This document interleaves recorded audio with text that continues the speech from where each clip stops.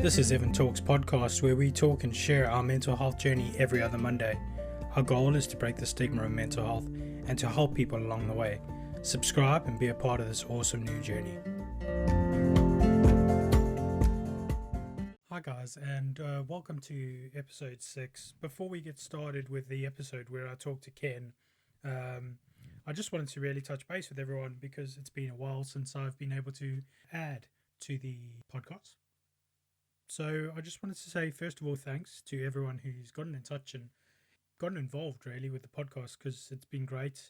I am fully aware that in the episode with James, I talked about badges, but as you can imagine with coronavirus, COVID-19, everything's kind of been put on hold. So I will be looking at getting badges, and they will be available to purchase, and the money I raise through those will actually obviously cover the cost of the badges, but also any profit will actually go to Mind charity. So that's my plan. Hopefully we can get about 100 badges sold off and make some money from Mind, but that's the thought process at the moment. Once those are available, I'll let everyone know, and I'll definitely shout about it on social media. I also wanted to take 5 minutes to really just check in on everyone, really, because I know coronavirus has kind of put us all in quarantine, and we are self-isolating all over the place. And from a mental health perspective, that can be awful. I know personally for me, I've been struggling a bit, and it is difficult when you are living alone and you don't have anyone with you to give you some sort of company. As much as maybe somebody living with me would give me more stress and anxiety, it would be good to have some company and some human contact during this time.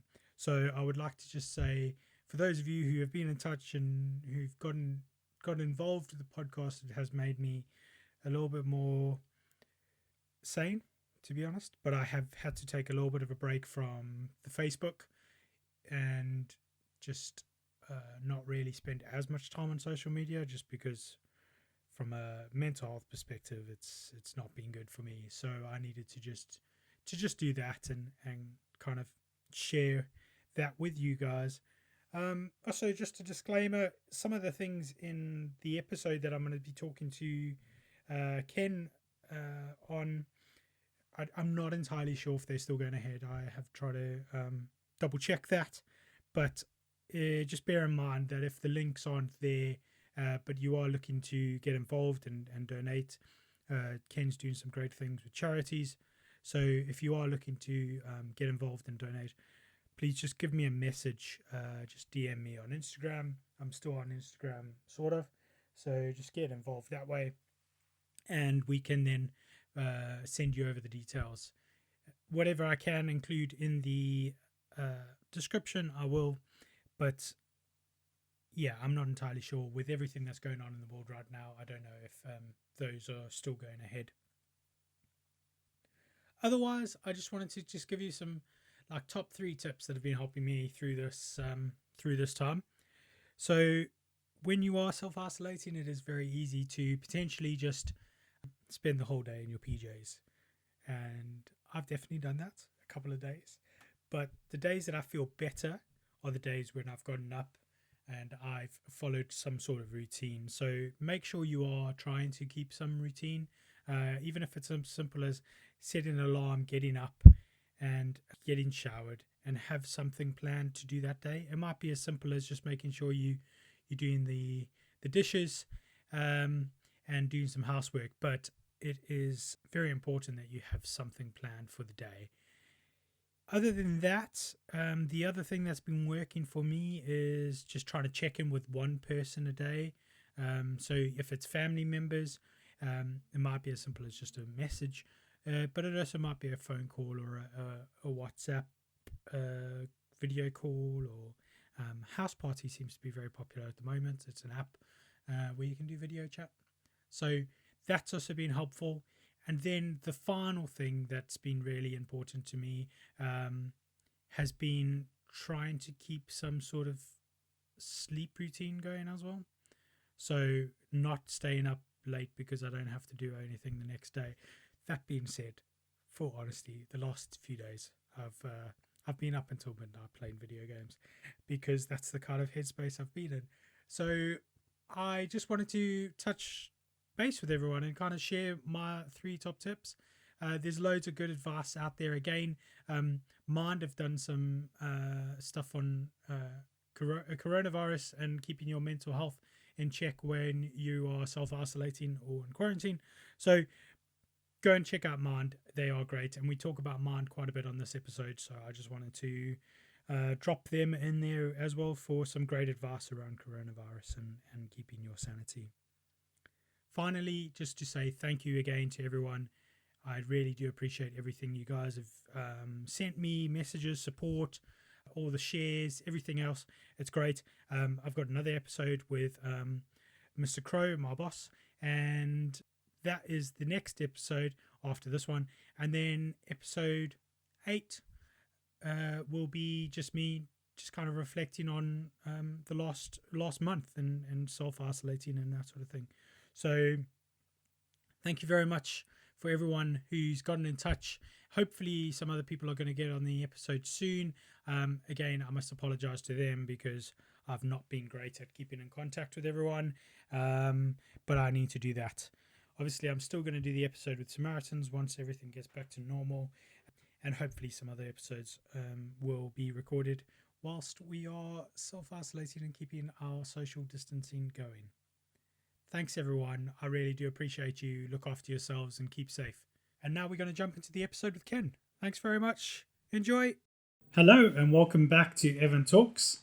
This week, we're going to be talking with Ken, who I've worked with for on and off probably 5 years now. And he is one of those people that you would never expect to have gone through any sort of mental health issue.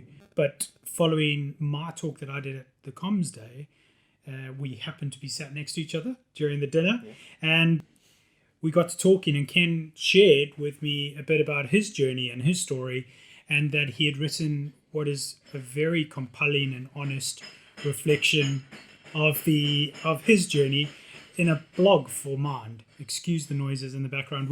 We're at a venue and we have no control over what you're going to hear in the background right now, but we're going to just record through it and you can enjoy the sounds of the catering industry.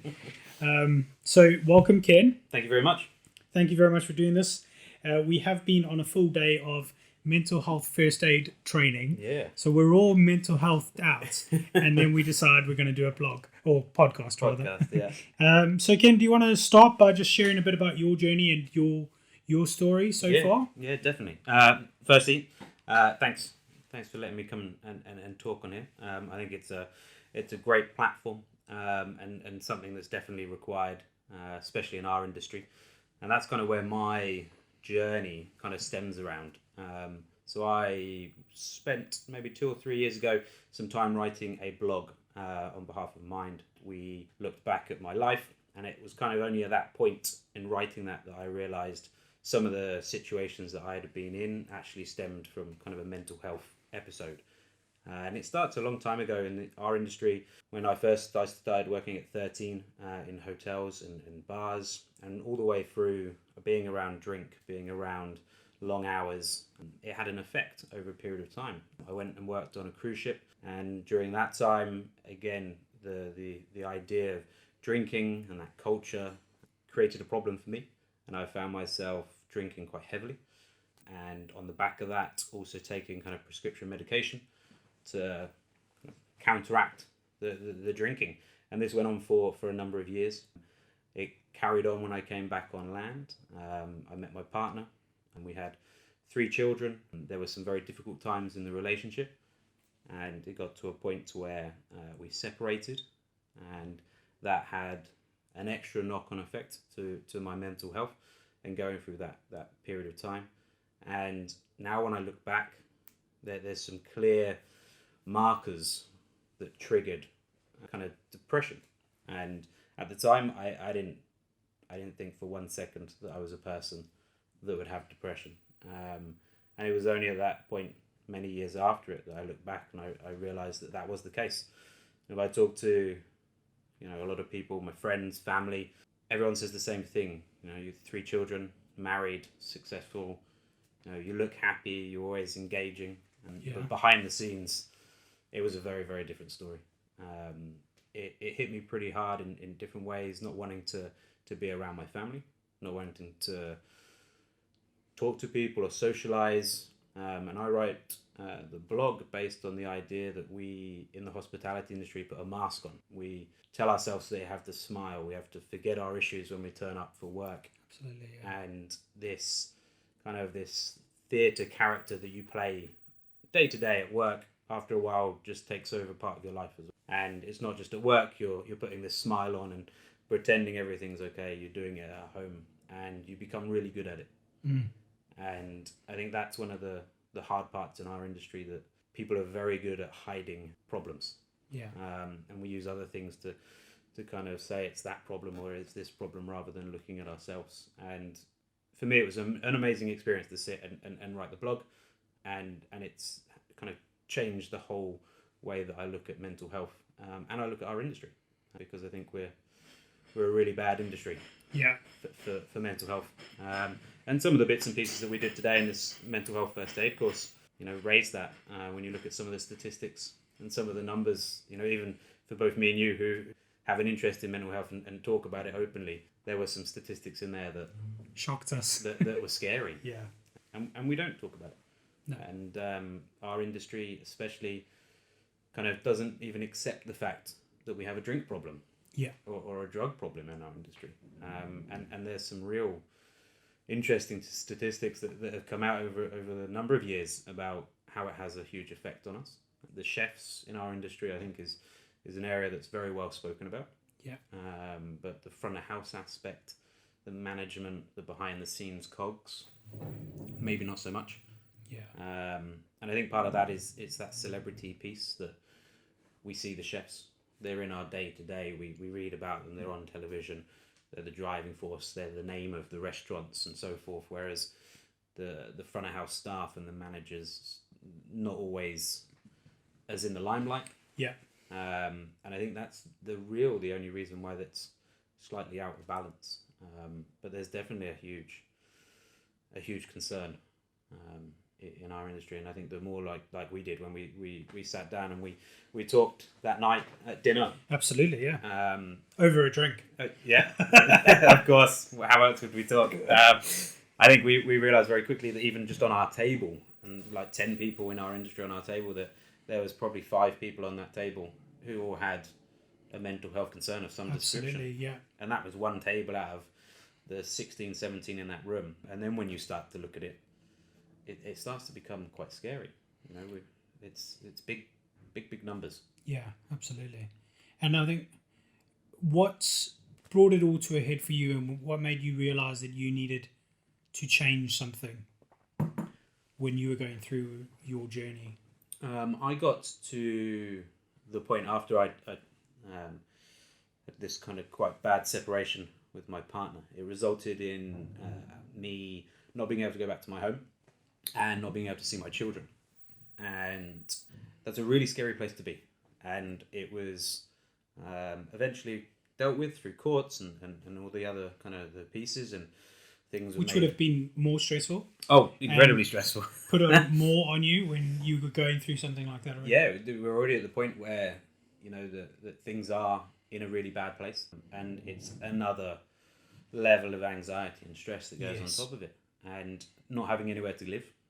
And all of those sorts of factors, while still at work, pretending everything's fine, because that's what the day-to-day was like. At work, everything's fine, still turn up, still smiling, still engaging, but then not really knowing where you're going to stay that evening. Got to a point where it was pretty bad, and it was a really low point. And I eventually moved into an apartment, but had no furniture or any real belongings to go with it. And I went to the shop and I bought a case of beer and went home, sat on the floor, opened the beer, and for whichever reason had a moment of kind of, is this going to be me? Is this what my life's going to be? Am I going to sit in a room by myself and drink? And having had drink issues previously, working in the cruise industry, I knew how quickly it could go back to being that problem. And I decided not to let that be what was going to define me. And part of that was because of the experience that I'd gone through with the separation of my children, and saying, I wanted to be part of their life. And if I went down this route, it wasn't going to be a factor. And how quickly it can spiral. Mm. And yeah, I made that choice that actually I wasn't going to do that. I had a friend who was able to talk to, which was pretty much kind of that life-saving person, that somebody that actually I could talk to, who wasn't going to judge me, who wasn't going to tell me, come on, just cheer up, which is kind of like the stereotypical thing. If someone's sad, come on, you're all right, don't worry about it. Yeah, that man up. Correct, which is pretty much the worst thing you can say exactly. to anybody in that situation. And I decided to go to kind of like almost like a CrossFit fitness place and go for an hour, get shouted at, run, sweats, everything's like a release. And it just changed, and it was a huge difference in terms of an out for me. I didn't have anyone else that I talked to. It was just this person. I don't think that person, even now, after kind of explaining this to them, I don't think they ever really understood how much of an impact they had on changing my life at that. And that was that one person you were able to talk to and open up. Yeah. And that was all it took for me. And it was just like a tap. You found it, turned it on, and you went with the rest, it kind of just happened. But the exercise piece became almost addictive. I found an out. I found a way that I could release that stress and the tension and everything else with it. And everyone knows exercise is good for you. Yes. It's not a surprise. No. But it made a huge difference, and especially at that point and that turning point. And after doing, about 6-7 months of that, I went to the US, and that's where I wrote the blog. And the change in headspace in 6 months was hugely different. And it allowed me that time to reflect and actually sit there and write how I felt. And if you haven't done it, I suggest everyone does it. Even if you're not suffering with depression or any sort of mental health concerns, it's just a really good release. It's almost another version of meditation, just being able to put your thoughts down on paper. But that was the big change for me. Sure. Okay. It's quite a long journey, isn't it, that you've been on? Yeah, and it's a journey that until that kind of point, writing the blog, I hadn't really realised that I was on. Yeah. As I said, you don't think you've got a problem. You don't really think. You label yourself as somebody that's depressed, or you think it's something worse than it actually is, or actually it's pretty common. If you look at the numbers that we were looking at today and the statistics, it's really common.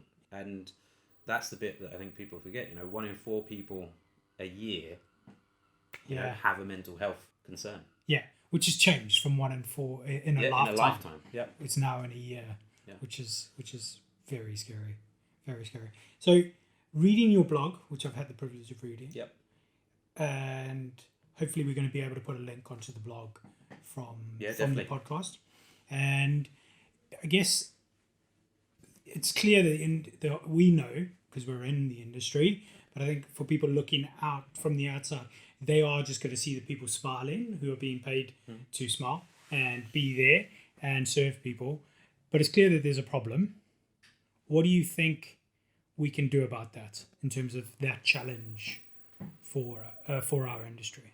I think we're starting to see it. I think the fact that we're now having conversations, I think things like this, it shows that we've moved. I think acceptance from the senior levels of industry is key. This idea that we don't have a drink issue when if there's a great result, what do? We go to the pub. Yes. If we talk about a team building activity, it involves drinking. Yeah. Which it doesn't need to. But it's an automatic in our industry that it has to. Yes. And that in itself is a concern and an issue. I think the more people that can open up about their own problems, and not just kind of general workforce, but the more senior level people, so that people understand that it's okay to talk about it. Everyone looks up to people. Everyone looks up to their peer group. Everyone has a manager in their life that has affected them, or that they want to be like in whichever way. And having a platform people in our industry who are open and make it okay to talk about it makes a big change. Yeah. You know, Tom Kerridge has done a huge amount of work Absolutely. on that and opening up about Tom his story. Kerridge, if you want to get on this podcast, you're more than welcome. Yeah. Just gonna put that in there. To add that quickly. And he's opened up about it, and it was Absolutely. hard, and it's taken him a long time to do it. You know, and you look at some of the other parts of the industry with the drug use in our industry, especially in kind of the high end chef industry, it's massive. Yeah. And it is. I think we've made good steps. We've started to talk about it, but for a very long time it was a tick box exercise, mental health, that it was something that we knocked about and was around, but no one really knew anything about it. It was just, we'll make sure that we ask you you're okay. And I think people are now starting to really change the way they look at it. Absolutely. All the stuff that the Royals are doing. You know, part of our company looks after vast amounts of stadium across the UK, and the work that's going on with Prince William and the FA around mental health is brilliant to see. And it's just that realization that behind all of these things there's a workforce. Yes. And you know, making sure that we make sure that they're okay. You know, it should be a fundamental approach. Yeah. We were talking about it earlier today, that when we have first aiders, and that's normal, and we put up signs and all these sorts of stuff, but we don't have mental first aiders. You know, we don't put up a sign to say your mental health first aider is this person. Yeah. And that's, we need to get to that point where it's not an effort to talk about it, it's just normal and we do it day to day. Yeah, and I think as much as it's important for our industry, because we know that there's a problem in our industry, I think a lot of what you've just said can happen across any workplace and any industry, and that should be the way we should be addressing it. It should be almost like it's a legal requirement to have so many first aiders per how many staff. Why aren't we not having mental? Exactly. Why aren't we having mental health first aiders in every part of our workplace? 100%. And the more you spend looking at it, the more knowledge that you absorb from some of the bodies that look after this. You also think, you know, in school we have physical education. Yeah. You know, PE is a staple. Everyone does it, but there's no ME. There's no mental education that sits into that category in the same way that we put an hour or 2 hours every week into. Yeah. And I think in order to change the stereotype, the stigma, and people, it needs to start all the way back there. Yeah. You know, there's stuff that we can do now to help move it along. Yeah. It's not going to be overnight. It's going to take a number of years. But if we start really driving it home at a younger age, you know, I talk to my kids. I've got 3 of them. I was just going to ask you, do you talk to your kids? we 3 of us, and there are some difficult subjects that they've had to experience. You know, the separation of their parents is massive. My little boy didn't take it very well, and we were able to find some solutions for him: counselling, schools, and just being open about it with schools and people. Yes. And not shying away from it. It's something that happens. It's just another part of life. It can't always be perfect. No. And I think we strive too much for perfection continually. And social media and all those sorts of stuff is well documented. It pushes you that way. But a little bit of realization that life isn't always that perfect can help a lot. And I think once you do put up your hand and you do say, maybe I've got something wrong, it's reassuring how many people are going through what you're going through. Yeah. It's not a negative thing.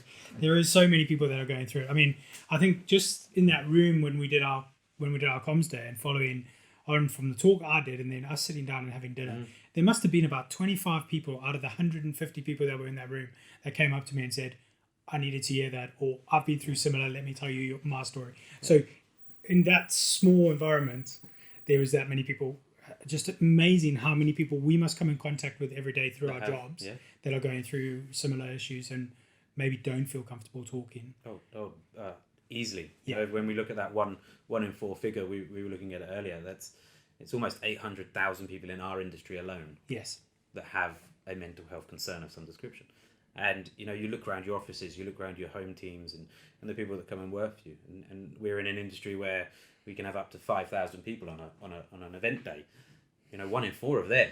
That's a big number. And how many of them understand who they can talk to, Yes. or what service, because there's so many services available, but they're not talked about.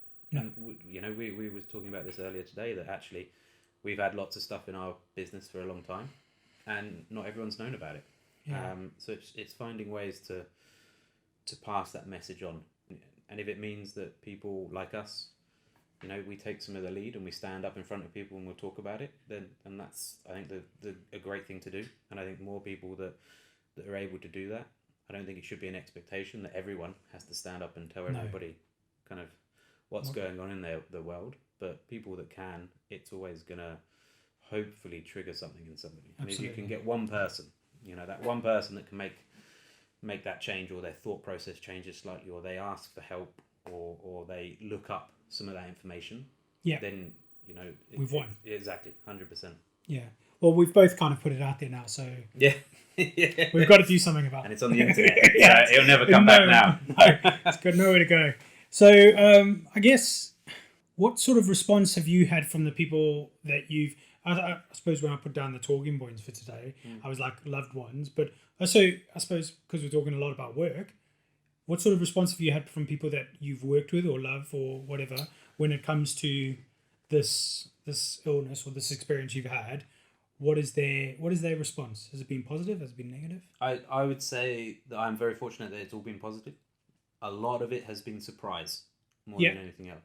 I think especially the people that I've worked with. I've worked in a few different areas within our business, and a kind of a middle to senior sort of level. So you've got a lot of people that work for you, and you get to know them both socially and from work sides. And most people have come back and said surprise, that they didn't think that was possible. That was my response. When you started opening up to me at that dinner table, I was like, Ken, really? But yeah, it is a surprise. Yes, because like I said earlier, it's a good job. I'm quite a positive person. I'm pretty laid back, and I like to talk about positivity and things like that when I'm at work, because you're leading a group of people and you need to keep them energized and enthusiastic. So when people, it's that whole mask, isn't it? It is completely, and if you do it long enough, you become very good at it. And I remember writing in the blog that I got to the point where actually now when I talk about being positive, I am actually positive. It's not just me saying I'm positive because that's what I have to say in my scripted approach each time I meet somebody. It's actually about being positive. I think, interestingly, from a family point of view, I remember talking to my mum about it, and her saying that it would be interesting for the males in our family to read it. Because, it's well known, we don't like to talk. We don't tell each other anything. Bottle it up. Yeah, it is a problem. And I think sometimes, again, if you have somebody that's in your family and it's a trigger, and other people can then talk about it, and the more that I've opened up, and it's still not, it's not widely known in the family. It's within certain groups, but it's not. You don't sit around the dinner table and it's the subject matter. Right, let's talk about depression.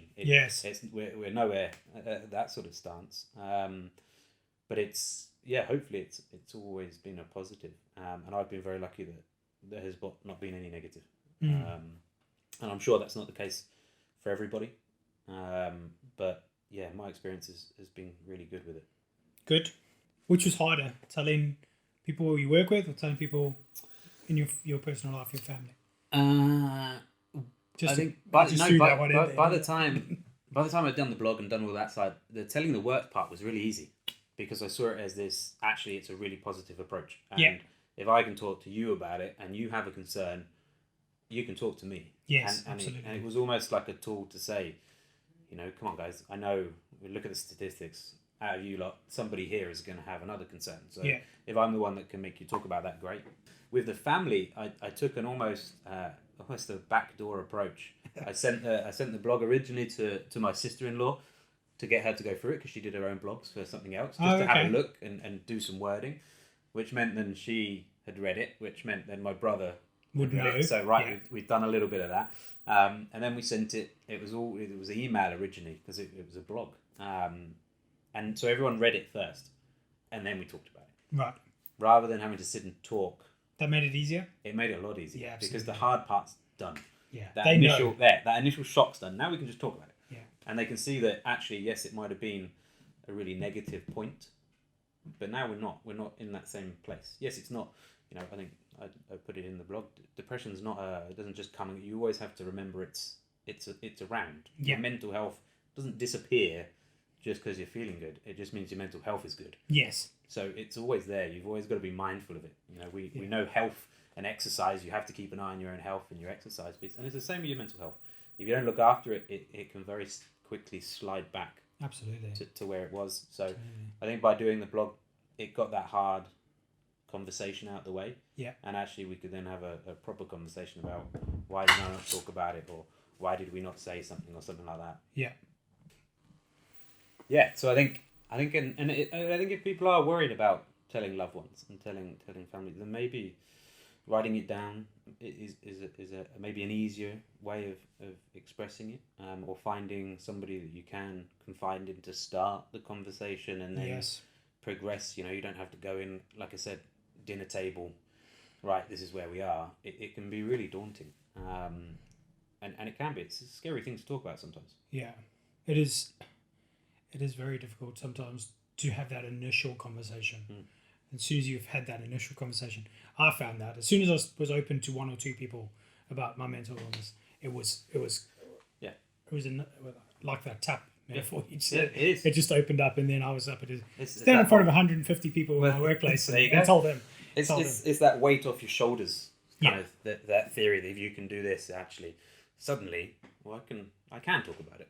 Nothing's going to happen. Yeah. If I tell you this, I'm not going to suddenly, I don't know, stop breathing. Or exactly. There's not going to be a result. And I think once you can get past that 1, 2, 3 people, then you can talk about it. Yeah. And I think if you do get a negative response from somebody in particular, then that person may not be the type of person you need in your life anyway, because they're not going to be the ones that are going to support you in getting better and getting through that particular episode. Very much so. I think any sort of mental health, I think health in general, does do that. It shows you who you can rely on.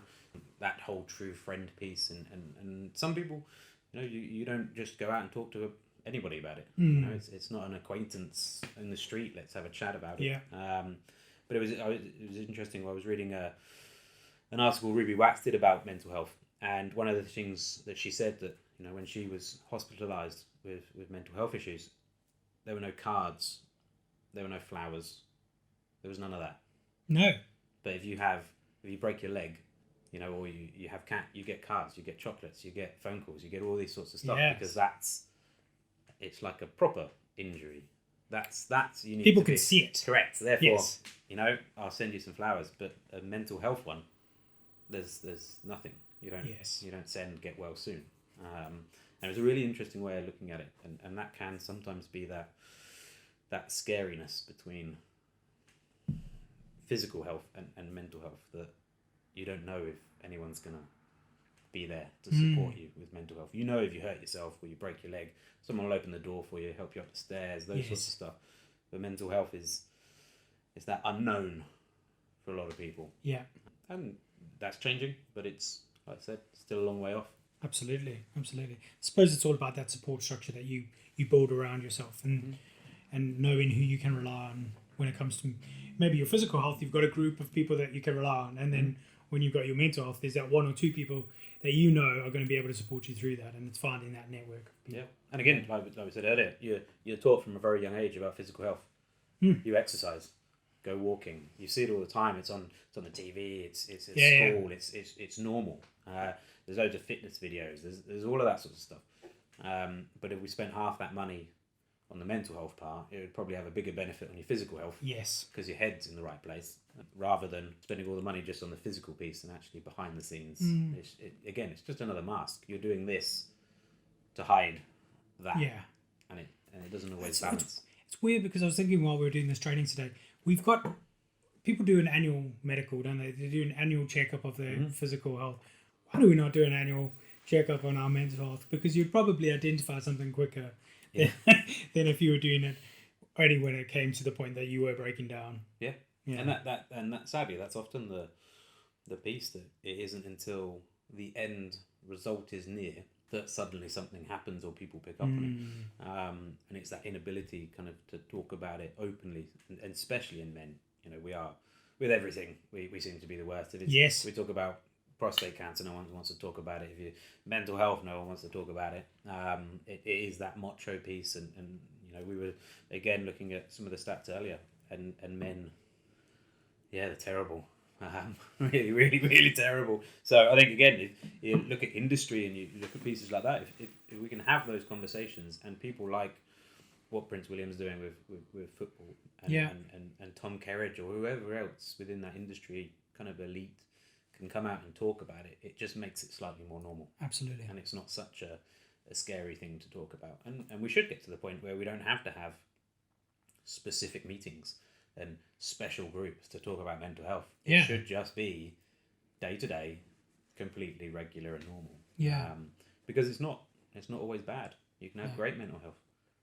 And I think that's, you know, we did the exercise where we what does mental health mean to you? Yeah. Write down some words. Yeah. And I did the same thing at Time to Talk Day back in the beginning of February with my team, and it was all anxiety, depression. That's what mental health means, but it's not. No, there's a positive side of it as well. Yeah, Yeah. But it's just that automatic that we go to the negative. But yeah, lots to do. Yeah, absolutely. So, if somebody in your workplace came to you and said, "Listen, Ken, I've read your blog. I listened to that great podcast you were on with that great guy called Evan, and I'm going through some stuff. How would you suggest they deal with it, or what do you think they could do to help themselves in our industry to do it?" I think for me the first part, which should be brilliant, is the fact that they've actually said something. Yeah. You know, I think the fact that they have that level of trust, and that they can be open and come and say, actually, this is going on. I think for me, it's about listening to them.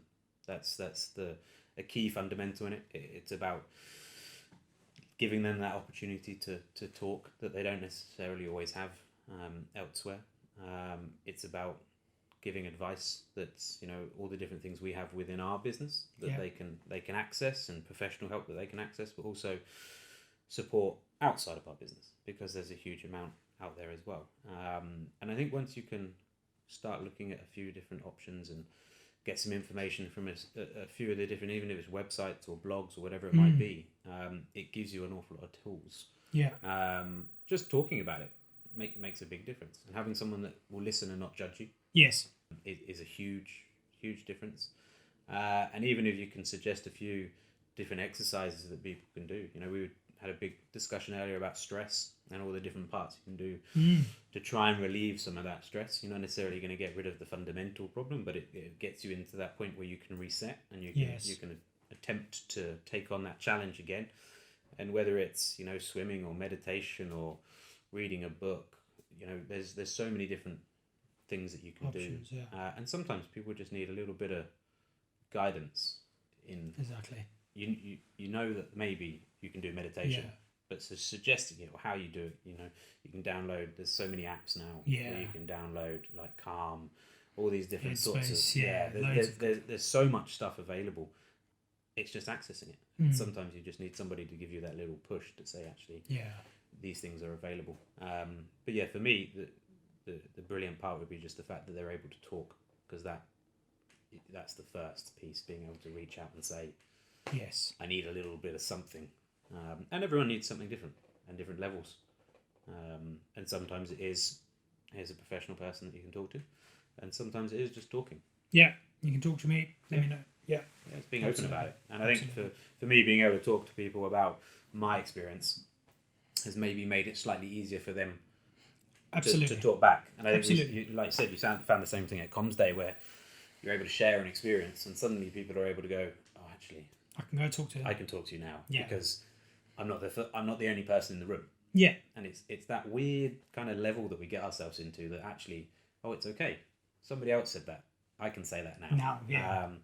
And I hope that you know that works. And I've had a number of, not just people at work, but friends who, through this, doing the blog, have gone, actually, I've had this problem. And isn't it, I don't want to say frustrating, but isn't it frustrating? Because we could help ourselves or help So each much other more. through that Yeah. with if we were honest with each other and kind of Yeah. talking about it. Yeah. And again, I spent most of the time that I had a mental health concern being naive to the fact that I even had it. Mm. And now, if I think that where we're doing the first aid training now, if I had done that at the start of my career, Yeah. would I be in a different place? Yeah. Would I be still in the hospitality industry? Who knows? Yeah. Take some scope. Don't do that.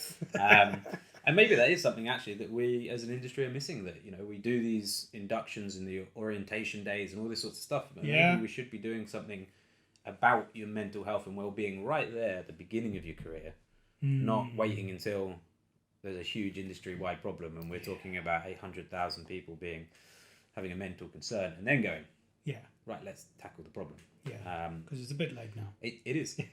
It's not as late as it could be, No, but it is a bit late. and it can change. It's just a harder journey. So if we can find routes to try and stem it further down, rather than just adding to that pile, it's got to be positive. Absolutely. Absolutely. And you've mentioned Mind, obviously, because Mind is where you did the blog for.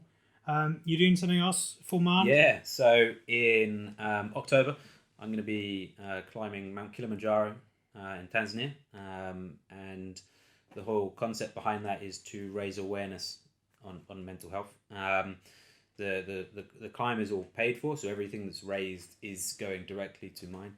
And the idea that it's not just another fundraising page, it's kind of a let's talk each month about a different part about mental health, and let's see if we can have some conversations with different people and share them and create the awareness rather than just the background page of funding and people donating. It's also about having a conversation and talking about it. Yeah, exactly like you're doing with the podcast. It's about having those conversations and actually putting it in front of people and going, come on, we can do this.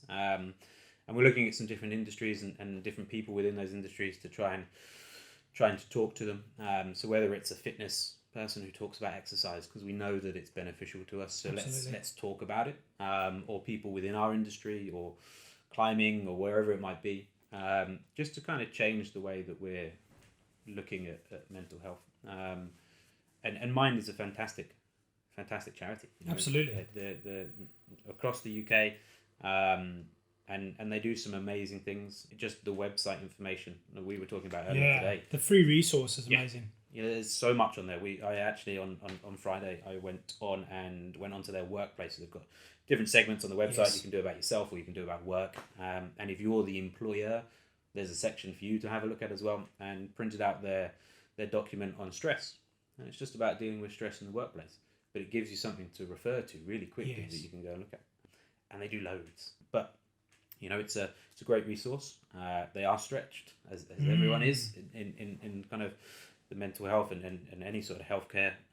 So anything that we can do to try and help support that. Absolutely.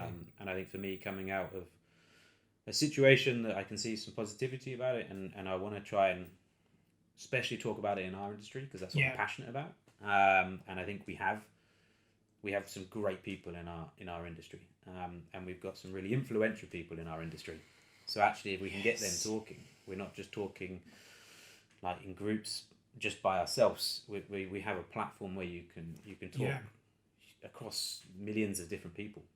Even if you just look at people's social media feeds and things like that, when we talk about our titans in industry in hospitality, we're talking millions upon millions of people follow them and look at them and aspire. So just to be able to get people like that to start going, actually, let me give 5 seconds to talking about mental health.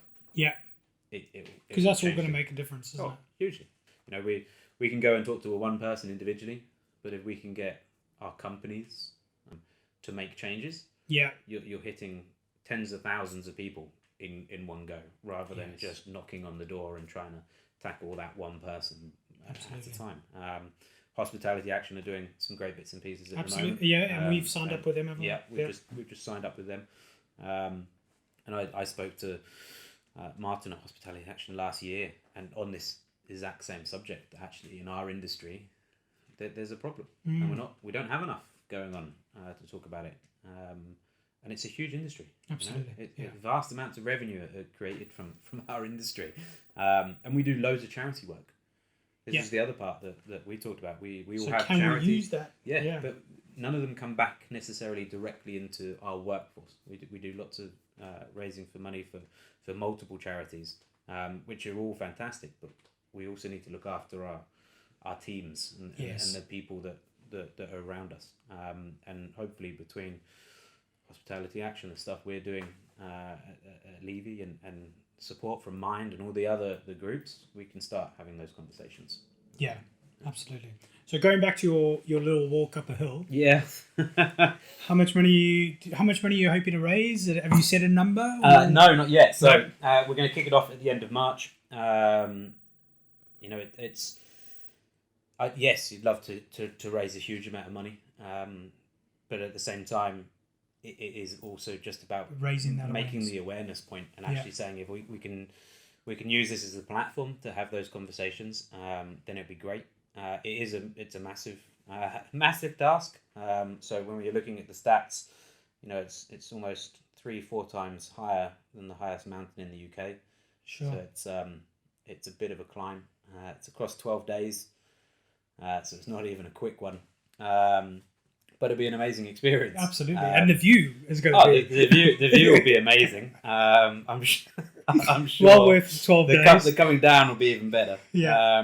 But yeah, the raising of the money is the part that comes alongside it. Yeah. It'd be great to do a couple of £1,000 or whatever. Anything is going to be beneficial. But for me, the key is that message. Yes. And how we push that out. And this is purely just a platform to go, right, this is what we're doing, but this is what it's about, and this is the talk, and this is the conversation. And if that starts more conversations, amazing. Then it would be fantastic. So October, just after I finish my last event at the venue, it's the next day off I go to Tanzania. That'll be fun. Cheapest. And so there's a lot of training that's going to have to take part. I can tell you that between March and then. And we're, part of that I was talking to you earlier is we're doing the 3 Peaks challenge in September, and we're doing that through work as well for another great cause. Yes. So all of that sorts of stuff in the lead up. It's going to be exciting. Absolutely.